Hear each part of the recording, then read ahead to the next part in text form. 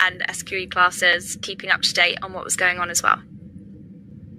Perfect, thank you. And I think it's that like helpful idea of, finding those times when you're traveling, when you're commuting, that you could actually be being really sort of efficient and effective in furthering your application. And just as a kind of a quick side note on that, did you, for I think interviews and interview practice is such a big thing, did you do like one or a few mock interviews before, or was it more just like application prep and reading, as you said, all the kind of commercial awareness build up?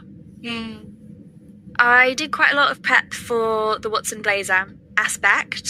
So typically before you get an actual interview or see anybody in the firm face to face, you have a Watson Blazer style test and then a written application as well. So lots of practice for that. I would really recommend on that specifically, Legal Cheek has some great resources, so does Little Law. So all of my interviews were online. So getting used to talking to a camera and talking to yourself on the screen and being able to see yourself while you're talking was a big part of it for me. So I did, I guess rather sadly, do quite a lot of Teams calls with just me, getting used to practicing speaking to a camera and getting used to speaking to myself in a room, essentially. I had quite a lot of interview experience already, speaking to people on phones, customer service aspect, etc., asking people lots of sometimes quite personal questions while I was doing my citizens advice role. So I felt quite confident about the way I presented myself while I was speaking. But I know lots of friends who did do sit-down mock interviews with university tutors, for example, great resource. Careers Services, also a great resource. I had a really great careers appointment before I started looking into applying to the law, explaining how the process worked, and I had another one talking about, I guess, interview skills and how to present yourself with online interviews. I guess there's also been such a big rise in video interviews when you're not actually speaking to another person, and that's, again, a skill in itself. It's really hard to get that personable nature across when you haven't got someone at the other side of a call to bounce back on you. So as strange as it sounds, just lots of practice sitting and talking to yourself in a room, I think, is maybe the most valuable thing you can do. Yeah, that's really helpful. I think I actually, when I've had interviews before, have done the sort of, or just like recording myself to get used to seeing your face. And it's definitely, compared to in person, it's really unnerving seeing yourself. So it's definitely helpful getting used to that before the high stakes kind of interview side of things. Yeah. So thank you. Yeah, really helpful advice. And I guess, as we've been talking, coming to the end of the SQE cycle now and finished all your assessments. So just, for our listeners, so what are your kind of upcoming next steps in your legal career, or your plans and ambitions? So hopefully, pending my SQE2 result in August, I will be joining the Cambridge office at the start of September and starting my training contract, which I am so excited about. So fingers crossed for August. Definitely, and congratulations. It's really, really exciting. And I guess on that note, we've talked so much about top tips and advice, but to sort of finish off the episode, what would be your main advice to an aspiring solicitor, I guess, either at the SQE stage or a little bit earlier? Yeah, I guess what would be that kind of overall advice? I guess my number one piece of advice would be to start reading what the partners are reading. So follow what they're following on LinkedIn, sign up for all the newsletters.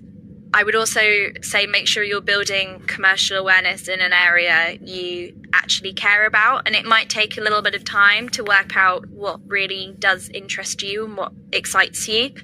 And you're not going to stay motivated to keep up with commercial awareness if you don't genuinely find it quite interesting. And I guess just remember there are lots of ways to be commercially aware outside of reading the Financial Times cover to cover. My other piece of advice is that nobody on a back scheme expects you to be an expert or perfect. Just showing willingness, curiosity and teachability, I think, is one of the best ways to show that you will make a great trainee. Perfect. Thank you so much. I think this would be a really helpful episode to people who are starting the SQE and interested in applying for training contracts and vacation schemes. So thank you so much for coming on the podcast. Thank you. Thank you for listening to Law Talks podcast. If you've enjoyed this episode, please make sure to follow us for future episode updates and find us on social media by searching at Law Talks podcast.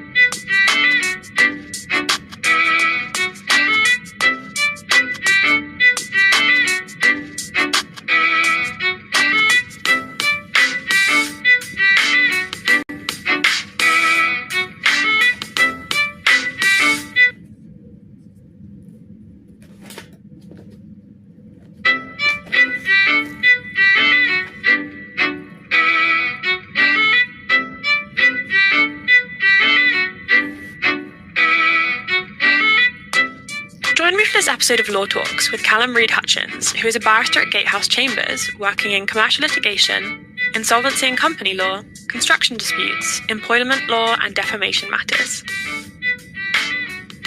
After graduating with an LLB and a subsequent LLM, he worked as both a legal assistant and a High Court judicial assistant. In academics, Callum was a visiting lecturer at the University of Westminster and company law supervisor at the University of Cambridge. Callum was a pupil at Gatehouse Chambers from October 2023, becoming a tenant in October 2024. In this episode, we discuss how Callum's previous work experience prepared him for pupillage and his reflections on the application process. Powered by LawPods. This episode is brought to you by LawPods. As the legal profession increasingly recognises podcasts as a growing mechanism for outreach, LawPods provides experience planning, production and promotional services to put legal podcasts on the map. Discover a podcast marketing agency for lawyers that seamlessly markets your content to potential clients, taking the hassle out of having a world-class legal podcast. Before starting this episode, please make sure to click follow to get all future updates for Law Talks podcast. Additionally, find us on social media by searching at Law Talks podcast. Thank you for joining me on Law Talks, and to start the episode, we start all of our interviews the same way. Please could you describe your career to date? My career to date has been very mixed. It depends on when you define a career starting. But I started working from the age of about 14, doing all sorts of various jobs, which I do actually consider as part of my career, because I think they're actually really useful things to guide you in when you become a lawyer or a barrister. So I started working as a pot washer in a local pub. It was an interesting experience. I think I was on £3 an hour or something like that, and did that for a bit. I can't remember how long it was, not very long. And then I ended up becoming a lifeguard for several years whilst at school still, and then I went to university, did the sort of typical job you do at universities of working in bars and stuff like that. I then graduated and I graduated from a master's and then the bar course. And what I did part-time was I did a lot of private tutoring over that period, just fund the things to make it all, to afford to go and go to university. I did that for a while. But then as soon as I graduated, I went and worked for a law firm called Candy Law Firm, who I believe I'll talk about them later on, about this I had there. So I worked there as a commercial litigation paralegal. I did that for a year, and I applied for pupillage whilst I was in that year. Again, we'll go over this in more detail. I got pupillage in that year, so I took, not like a gap year as such, I took a year and went doing another job. So I left Candy. I then went and became a judicial assistant in the High Court in the commercial division for a few months, doing that, and it was really, really interesting. I then also in that year was a lecturer at Westminster, LSE, King's College and Cambridge, doing various things there. And then I started pupillage. Now it reminded me this morning of my second year. Still feel like a baby, to be honest with you. I'm in my second year of tenancy. So yeah, that's a very quick route round my career to date so far. Thank you. And yeah, there's lots of different jobs in that layout. And you mentioned that you graduated from university and then graduated from the bar course. So when was it that you realised you wanted to be a barrister and pursue the bar course and pupillage? Yeah, it's quite interesting actually. So, I mean, I didn't know what a barrister was until I was like 20. I genuinely, when I first, it was a bit of an embarrassing story. When someone first asked me, "Oh, you should be a barrister," I was like, "Well, why would I spend all my money going to law school if I want to make coffee or work in a bar?" Sort of exaggerating a bit, but I didn't really know. I didn't really think that was a career that was open to me. For example, in my school, we never discussed a career as a barrister. I think we had once a solicitor came in to do a talk, but it wasn't really a career I thought about. I initially went to law school, study law, because I used to be involved with a bit of an entrepreneur. I've had business ideas and things like that over the years, and I thought a law degree was a good degree to do to make sure I know the various things, how to run a business, contracts, things like that. That's why I did it. And then I sat my first year exams. I did quite well, and I realised I actually enjoyed law. It wasn't sort of what I thought it was going to be. Everyone was like, "Oh, there's so much reading," which there is, but there's so much reading and it's really difficult. But I actually just thoroughly enjoyed it. I thoroughly enjoyed making arguments and seminars and stuff like that. I did a bit of mooting, sort of a classic way in. I think it was in the third, like shadow barrister. I went, "Oh, this is really exactly what I want to do." So it was pretty much after that. But it wasn't like one of those. I say it was not one of those things I grew up wanting to do. I didn't really know about it. I was actually more into my sports. I was a footballer and did a bit of boxing as well. So I was very competitive, and I think that's probably why it led to me being a barrister, because it's quite a competitive job, and you sort of get most of the time as a winner or a loser, which is quite important to me, as to whether you win a case or you lose a case, and that was the effect of that was quite important. And then I graduated and went to bar school. Thank you. And did you ever, saying that you had potentially like a solicitor come and visit your school, did you ever consider solicitor, or was it always the bar when you started thinking in second year? Yeah, I never wanted to. For me, it wasn't. I thought about it. I did, and I worked in a law firm for a year at Candy, so I know what it was about. But it just wasn't sort of the thing particularly that area of the law I wanted to do. Sort of, I was more focused on core advocacy, and I was weirdly a big thing for me was being self-employed, which has pros and cons, obviously. But that was a big thing for me, working for myself and establishing my own practice, which is what I've done.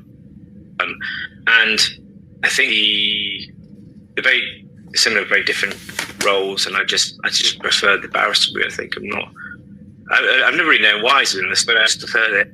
No, thank you. And I'm sure as a private tutor, you probably also had a bit of experience with like self-employment before coming to the bar.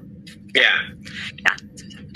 And now focusing, a lot of the conversations we're having right now around pupillage on the podcast focus on, like, I guess, the importance of prior work experience and working in, legal or non-legal areas. So please could you sort of describe and expand on your experiences working as a commercial litigation paralegal at Candy and the sort of cases and work that's involved?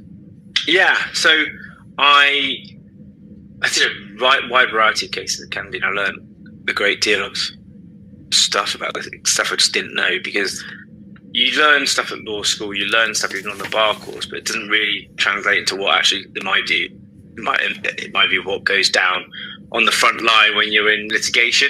It's all very different, and you're learning how to manage client expectations, you're learning how to manage, like, be involved in a team, meeting deadlines, corresponding with the other side, things like that. I think it's that